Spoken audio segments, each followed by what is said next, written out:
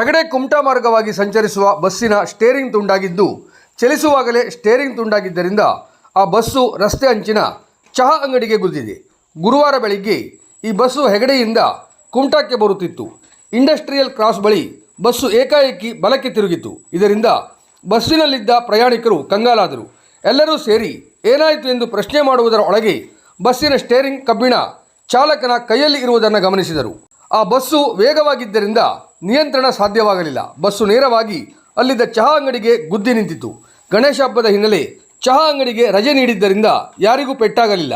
ಬಸ್ಸಿನಲ್ಲಿದ್ದವರು ಸಹ ಮುನ್ನೆಚ್ಚರಿಕೆ ವಹಿಸಿದ್ದರಿಂದ ಗಾಯ ನೋವಿನಿಂದ ಪಾರಾಗಿದ್ದಾರೆ. ಬಸ್ ಅಪಘಾತದ ಸುದ್ದಿ ಕೇಳಿ ಶಾಸಕ ದಿನಕರ್ ಶೆಟ್ಟಿ ಸ್ಥಳಕ್ಕೆ ದೌಡಾಯಿಸಿದರು. ನಿಗಮದ ಅಧಿಕಾರಿಗಳನ್ನು ಸ್ಥಳಕ್ಕೆ ಕರೆಯಿಸಿದರು. ಚಹಾ ಅಂಗಡಿ ಮಾಲೀಕನಿಗೆ ಆದ ನಷ್ಟ ಗಮನಿಸಿದ ಅವರು ತಕ್ಷಣ ಪರಿಹಾರ ಕೊಡುವಂತೆ ತಾಕೀತು ಮಾಡಿದರು.